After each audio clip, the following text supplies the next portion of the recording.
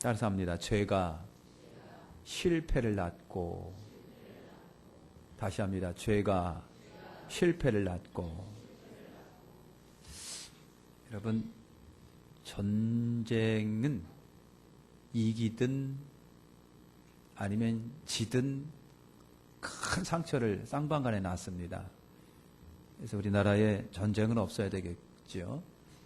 그래서 없게 해달라고 늘 기도 많이 하셔야 됩니다. 오늘 전쟁 이야기인데요. 이스라엘이 가나안에 들어가면서 첫 번째 여리고성 전투에서 큰 전쟁의 대승을 거두었습니다. 아마 그런 대승은 없었을 거예요. 그러니까 애굽에서 나와서 광야 생활을 하면서 정착지 앞에 두고 전쟁 벌이는데 그것도 보통 전쟁이 아니잖아요. 전쟁에서 대승을 거두었습니다. 얼마나 여러분이 기쁘겠습니까? 약속의 땅에서 들어선데 첫 번째 전쟁에서 승리했으니까 이 전쟁을 치르기 위해서 두려움도 있었고 긴장도 있었고 걱정도 있었고 설렘도 있었던 전쟁인데 대단한 자신감을 여러분 얻었던 승리의 전쟁이었을 거라고 하는 것입니다. 예상 외에 아주 선전. 그래서 이스라엘은 여러분 자신감이 붙었어요. 투지가 일어났습니다. 할 수 있다. 잘할 수 있다. 우리도 이 전쟁에서 이겼으니까 할 수 있다. 그 여파로 그 다음에 있는 아이성을 여러분 공격을 했습니다. 전쟁을 벌였어요. 그런데 그 아이성 전투에서 다 100% 이길 거라고 장담을 했어요. 확신했어요. 여호수아서부터 모든 백성이 이르기까지 자신감에 넘쳤습니다. 정탐꾼이 가서 보고를 해주는데 그것쯤이야 뭐 한 3,000명만 올라가면 다 이깁니다 그랬어요.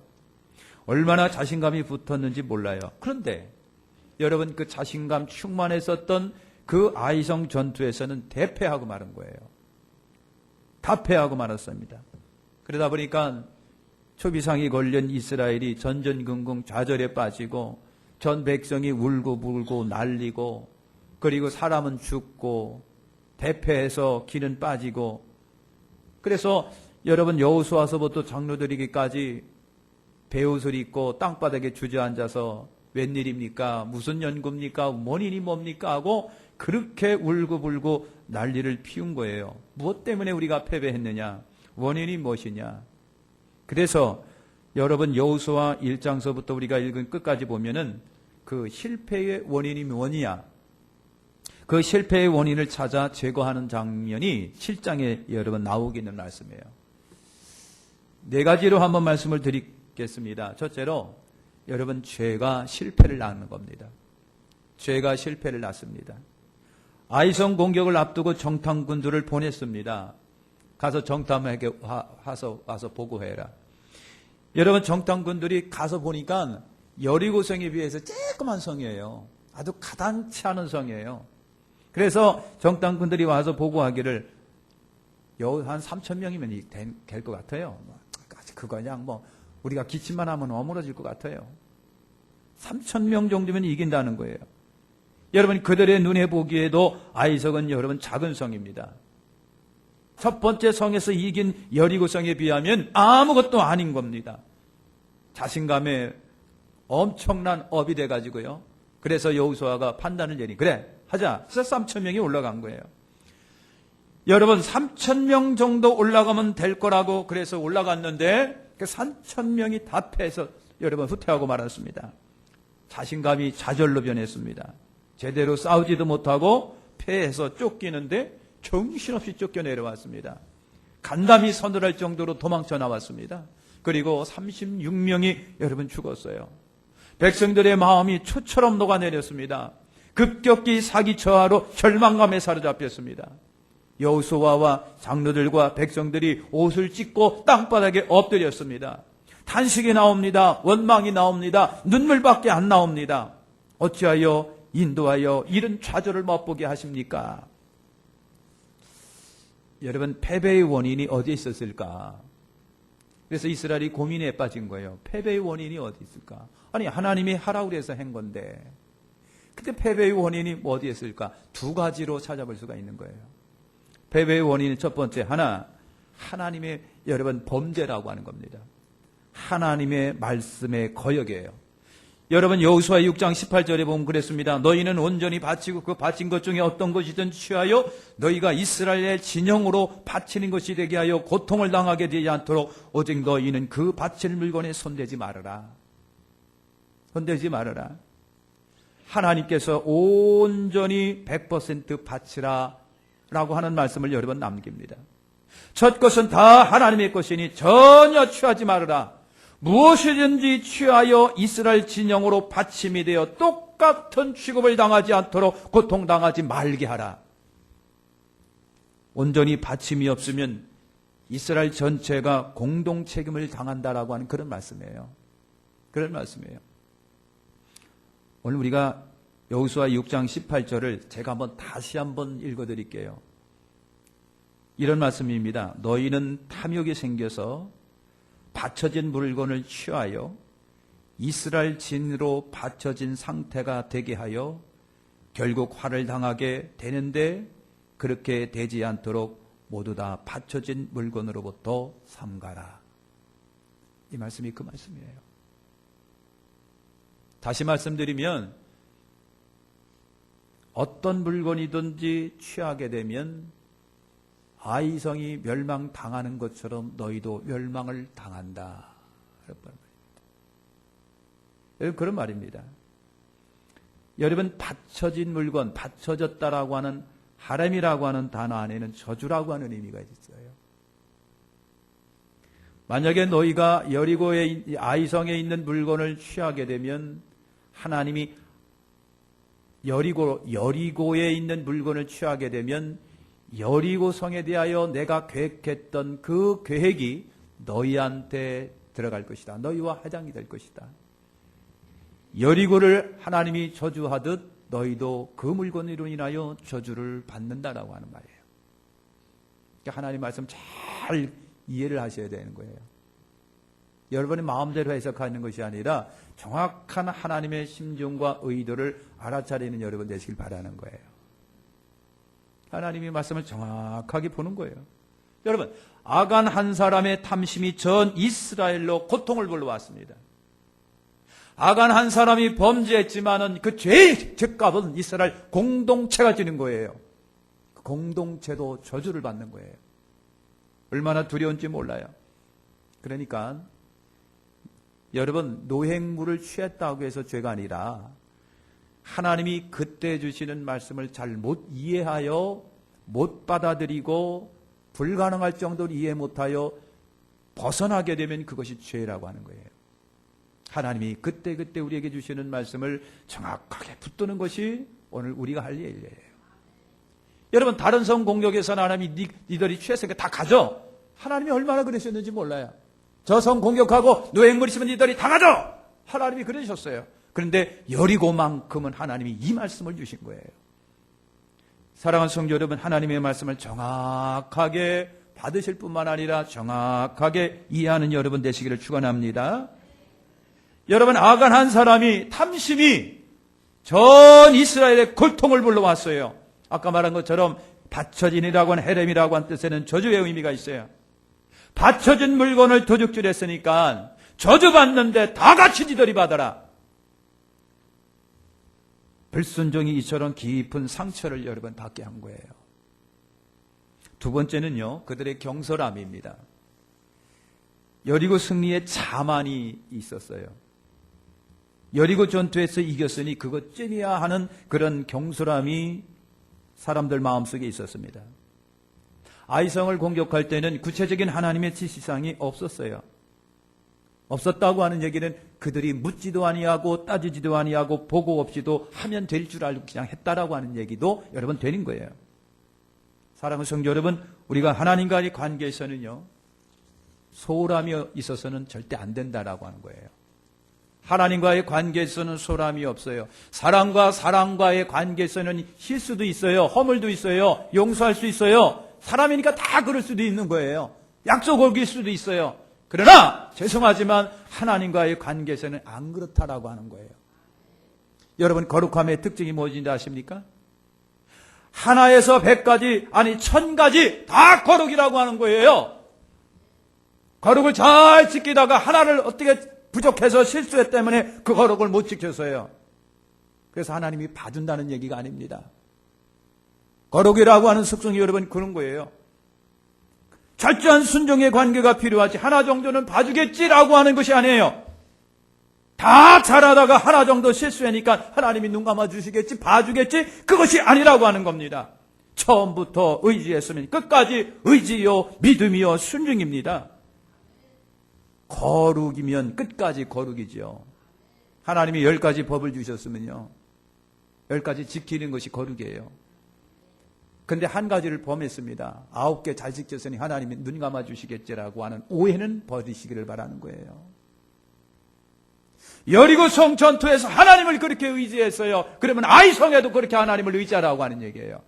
다른 성에서도 마찬가지고 네 인생을 다 살아가면서 하나님을 의지하라고 하는 얘기죠. 하나님 99개 내가 잘했잖아요. 하나 정도는 봐주세요. 그건 거룩이 아닙니다. 하나님의 거룩의 속성이 그게 용납이 안 되는 거예요. 여러분 거룩하시기를 축원합니다. 처음부터 의지했으면 끝까지 의지하시고 끝까지 믿으시고 끝까지 순종하시기를 바랍니다. 시작할 때도 기도고 과정도 기도고 끝날 때도 기도고 의지할 바에야 처음부터 의지하고 중간에도 의지하고 끝까지도 의지하고 순종하는 거예요. 자기는 이렇게 기도해놓고 자기가 또 번복합니까? 그건 하나님이 그걸 원하지를 않으시는 거예요. 거룩이란 변함이 없는 속성을 지닙니다. 그런데 이스라엘이 아이성에서는 소홀했어요. 아니 여리고에서는요 첫 번째 전투기 때문에 긴장하고 하나님 어떻게 하면 좋을까요? 하나님 말씀해 주세요. 하나님 이렇게 할까요? 저렇게 할까요? 하나님이 주신 메시지 가지고 나간 이 사람들이 왜 아이성에서는 하나님의 메시지가 없는 겁니까? 그건 거룩이 아닙니다. 똑같아야 됩니다. 여러분이 예수 믿을 때 똑같고 5년 믿어도 10년 믿어도 20년 믿어도 여러분의 신앙은 변함이 없고 더 좋아야 돼요. 하나님 99가지 내가 잘 지켰잖아요. 하나님 내가 9가지 잘 지켰잖아요. 하나 정도는 아버지 봐줄 필요가 있지 않습니까? 천만입니다. 그건 거룩이 아닙니다. 하나님의 거룩의 속성상 그걸 묵인해 두시는 분이 아니라고 하는 거예요. 인간 같으면은 아버지 실수할 수 있잖아요. 허물이 있기 때문에 나도 그렇고 너도 그렇고 다 연약하면 씹싸여 있기 때문에 그럴 수도 있겠지. 하나님이 그래서 그냥 한번 봐주겠지. 나는 봐줄게. 그런데 하나님이 아니라고 하는 거 죄송합니다. 하나님 믿는 것이 이렇게 어렵다고 생각하지 마시고요. 그런 겁니다. 속성이라고 하는 건 그런 거예요. 사랑하는 성도 여러분 꼭 우리 기억하시기를 축원합니다. 언제든 하나님과 친밀함이 가까이에서 기도하고 묻고 상의하고 시작하는 거예요. 처음에는 그랬는데 왜 두 번째는 왜 안 그러시는 건데요? 네 번째는 그랬는데 7번째 가서는 왜 네 멋대로만 하는 건데? 이것이 아이성의 실패의 원인이기도 하는 거예요. 죄가 실수를 낳습니다. 아이성 공격의 실패는 죄입니다. 두 번째는 그들의 경솔함이었습니다. 그 다음에 두 번째는요, 문제 해결을 위한 기도를 우리가 보겠습니다. 여호수아도 백성도 충격을 받았잖아요. 그래서 여호수아가 옷을 찢었다라고 그랬어요. 지도자가 옷을 찢었다라고 하는 얘기는 뭡니까? 충격인 겁니다. 슬픕니다. 당혹스러움인 거예요. 엄청난 충격에 빠져버린 거예요. 여러분 참 힘들겠네. 그죠? 참 저거 힘들겠네. 요즘에 국가고시가 그렇게 힘이 든답니다. 그러니까 처음서부터 힘들어. 그러니까 기대를 조금 덜 하지만은 100% 믿었던 것에 떨어지거나 실패하게 되면 충격이 큰 법인 거예요.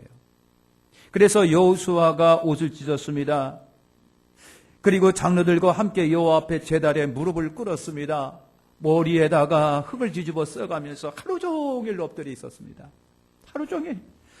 도무지 이해할 수 없는 패배를 당하기 때문에 여호수아도 그렇고 지도자도 그렇고 백성도 아연실색하는 거예요. 그들이 그랬어요. 하나님 슬픕니다. 우리를 인도해서 아모리 사람에게 멸망시키려 하십니까? 요단강을 건너지 않았더라면 좋았을 텐데 이스라엘이 원수 앞에서 쫓겨났으니 뭐라고 말합니까? 가나안 사람, 아모리 사람들이 이 소식을 듣고 우리를 무시하고 우리를 대적하여 그러면 우리가 영원히 끊어지면 하나님의 영광 가리게 되고 하나님의 영광 크신 하나님의 이름이 어떻게 되겠습니까? 그랬어요. 여호수아는요, 하나님의 백성 이스라엘이 원수에게 패배했으니까 하나님의 거룩하신 성호가 능멸받게 되지는 않았을까라고 하는 염려가 그 속에 있었습니다. 하나님의 백성으로서 자존심이 상했다고 막 호소를 하는 거예요. 이것은요, 전 백성의 거룩한 시위입니다. 사실은. 다른 말로 바꾸면요, 이스라엘 백성이 하나님 앞에 데모하고 있는 거예요. 실패로 아파할 틈도 없이 하나님께 다 모여가지고 하나님께 지금 데모하는 거예요. 하나님 왜 그렇습니까? 그럴 수밖에 없는 것이 원인을 모르는 거잖아요. 아니, 그렇게 큰 아이 여리고성에서는 우리가 대승을 거뒀는데 그 사람이 그 사람인데 그 전투 나갔던 사람이 그 사람이 그 군인이고 나도 그렇고 다 똑같은 사람이 나갔는데 왜 아이성에서는 실패합니까? 아이성은 여리고보다 한참 못한데 원인을 모르니까 답답한 거예요. 답답해요. 분명히 하나님이 해서 싸우라 해서 나갔는데 패배하니까 이해가 불가능해요. 이렇게 패배가 이해가 안 되니까 답답해가지고 안 돼가지고요. 여호수아도 장로도 백성들도 여러분 땅바닥에 주저앉아서 흙을 뒤집어 쓰가면서 하나님 이해가 안 됩니다. 왜 우리가 여기서 실패해야 됩니까? 하나님께서 저들의 호소를 들으시고 그리고 패배의 원인을 말씀하십니다. 이스라엘이 범죄하여 내가 그들에게 명한 나의 언약을 어기었다. 그들이 바친 물건을 도적질해서 자기 기구에 가두어 넣었는데 그러므로 이스라엘이 대적을 능히 당하지 못하고 패배했다. 그 바친 것을 너희 중에 멸하지 아니하면 내가 다시는 너희와 함께 있지 아니하리라. 너는 일어나서 백성을 성결케 하라. 내일을 기다리라. 그 바친 물건을 너희 중에서 죄하기 전에는 대적을 이기지 못한다. 아침에 지파대로 제비를 뽑아 바친 물을 걸리고 가진 자로 뽑힌 자를 불사르라. 여호와의 언약을 어기고 망령된 일을 행하였음이니라. 하나님이 말씀을 주시는데 죄 때문에 그렇다는 거예요. 죄 때문에. 그러니까 여러분 다 이유가 있는 거예요. 따라서 하시죠. 이유가 있구나. 인사합시다. 옆에 있는 사람 손 붙잡고 이유가 있구나. 이유가 있는 거예요. 원인이 없는 결과는 여러분 없습니다. 아니 땐 굴뚝에 연기 나겠습니까? 하나님께서 자기 백성을 괴롭히시겠느냐고요. 패배의 뒤에는 여러분 범죄가 있었다는 얘기죠. 사람에게는 숨겨져도 하나님을 속일 수는 없었어요. 욕심이 잉태한 적 죄를 낳고 죄가 장상한 적 사망을 낳는다. 탐심은 여러분 우상 숭배인 거예요. 원인이 거기에 있었습니다. 세 번째는 드러난 죄상입니다. 그래서 하나님의 말씀대로 제비뽑기에 돌입을 했어요.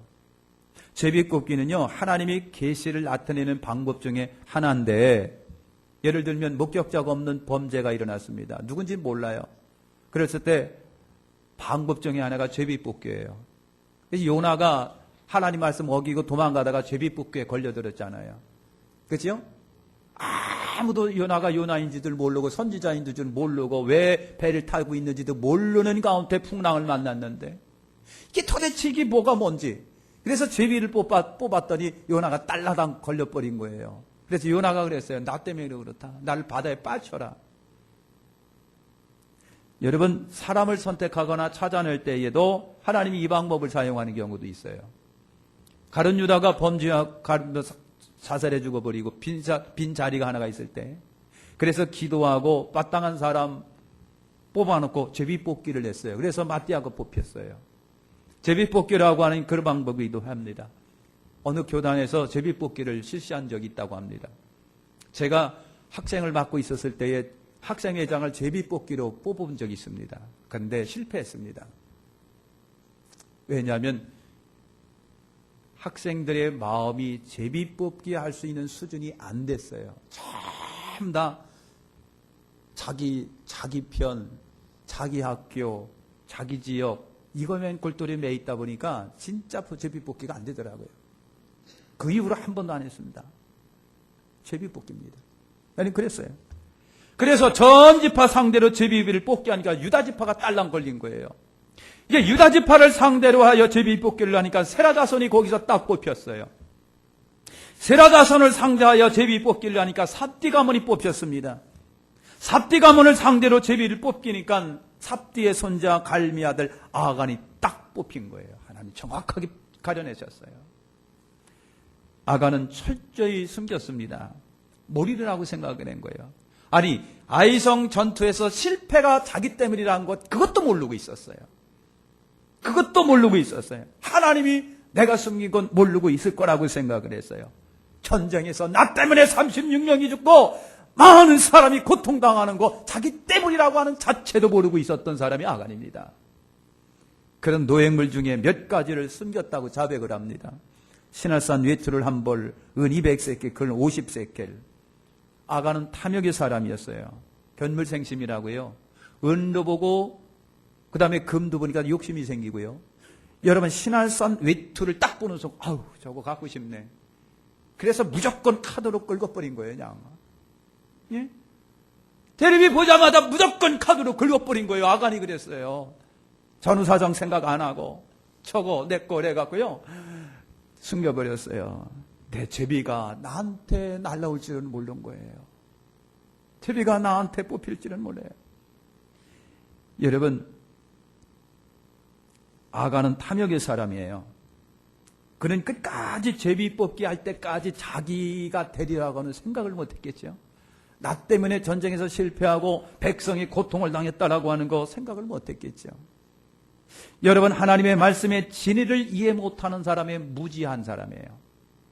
하나님의 눈을 속일 수 있다고 본 무지의 사람이 아간입니다. 아까 제가 여러분이 그 말씀을 다시 한번 해석을 말씀드렸잖아요. 하나님이 주신 이 말씀이 무슨 말씀이 정확하게 이해 못하고 있는 사람은 걸려들게 돼 있는 거예요.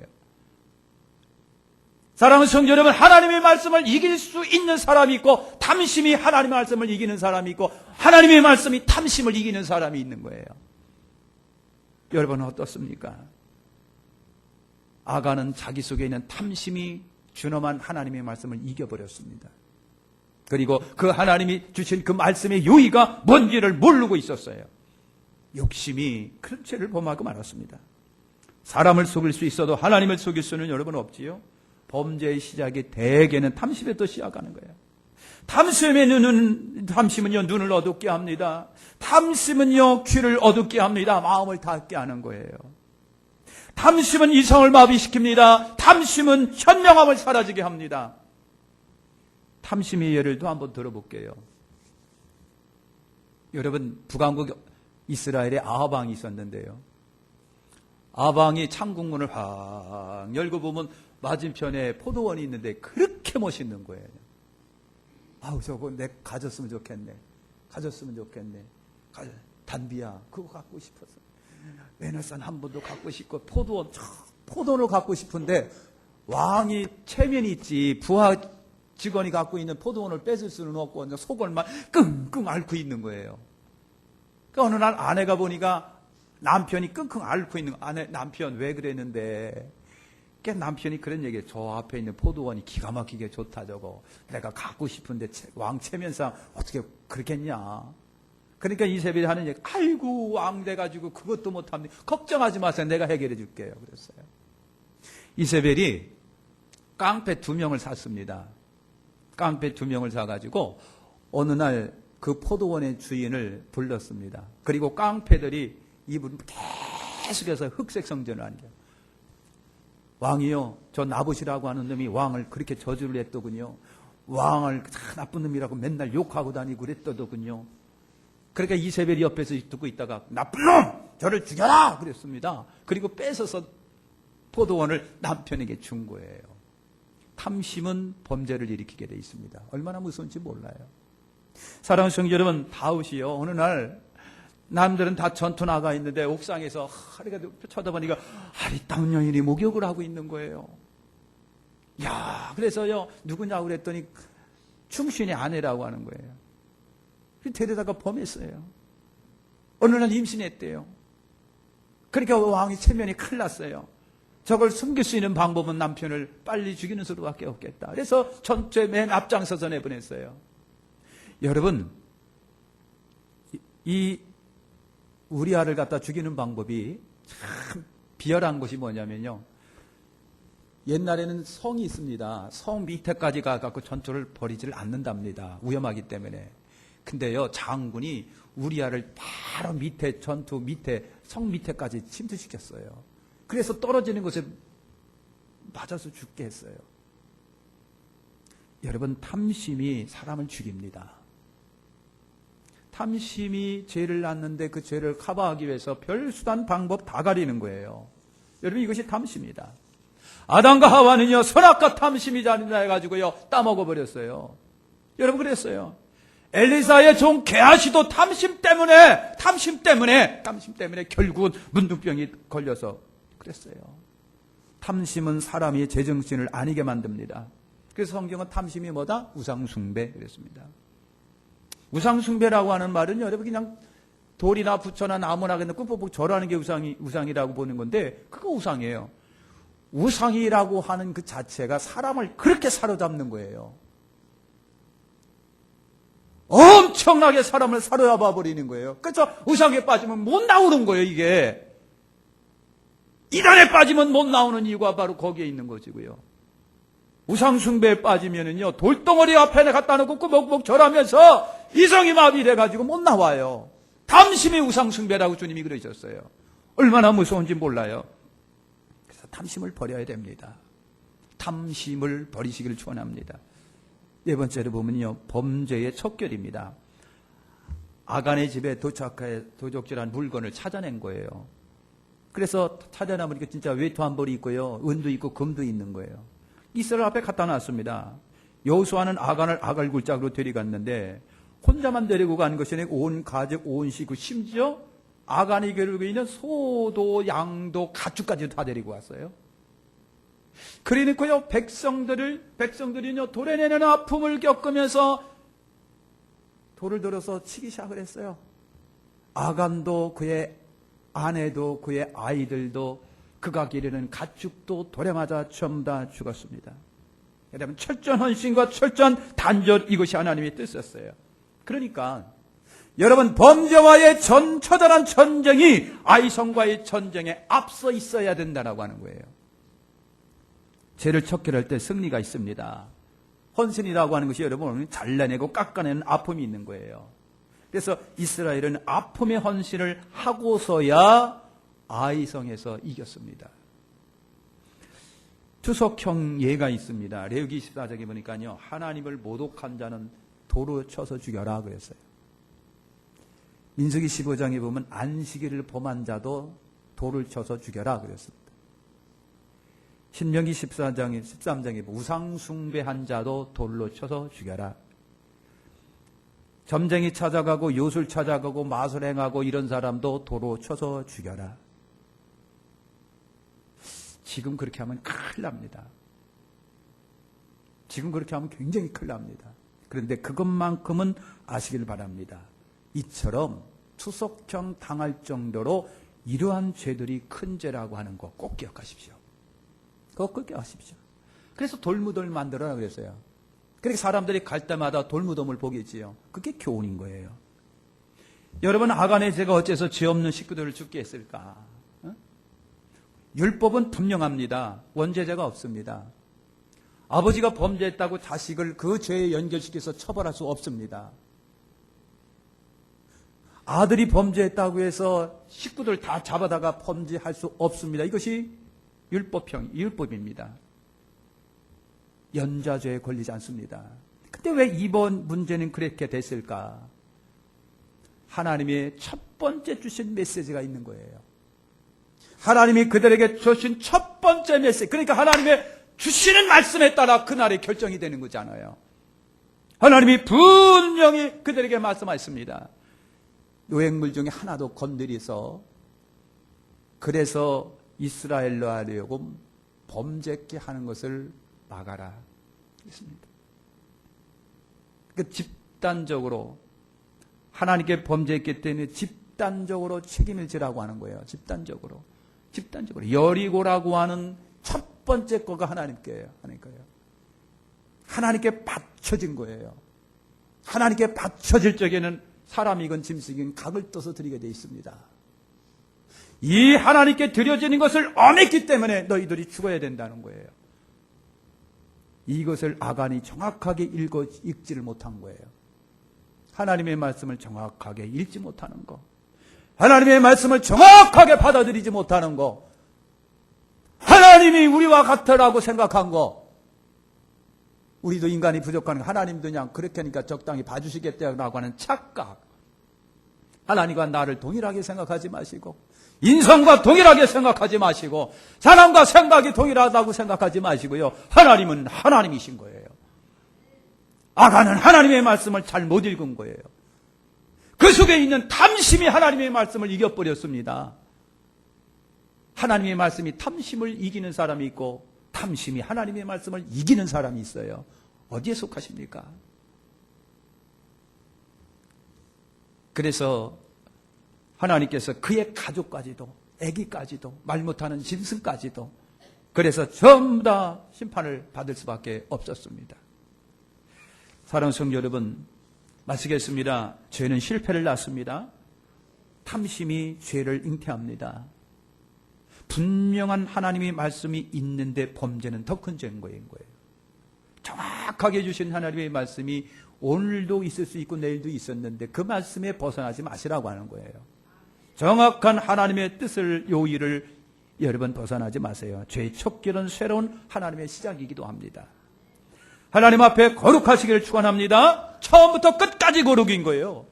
도중에 거룩이 흐려지면 안 돼요. 하나님 봐주세요. 인간이다 보니까 어쩔 수 없잖아요. 하나님이 다 아시잖아요. 알아요. 왜 모릅니까? 그러나 하나님의 거룩은 그것이 거룩이 아니라고 하는 거예요. 하나님의 거룩이 여러분 가다가 어느 날 갑자기 흐려졌다가 세졌다가 하나님의 거룩이 어느 날 빠졌다가 아니면 회복했다가 그런 것이 거룩이 하나님의 거룩이 아니라고 하는 거예요. 내 거룩과 하나님의 거룩을 동일하게 생각하지 마시고요. 하나님이 그러면 그런 것이지. 일관되게 거룩하게 힘쓰시길 바라고요. 그래서 우리가 성령님의 도움이 필요하고요. 날마다 예수의 피로 씻음을 받아야 돼요. 부족하니까. 하나님의 거룩함에 내가 서기화해야 오늘도 예수의 피가 또 필요합니다. 성령의 인도하심이 오늘도 또 필요한 거예요. 왜? 두렵기 때문에. 승리하는 여러분 되시기를 예수님의 이름으로 축원합니다. 기도하겠습니다. 하나님 감사합니다.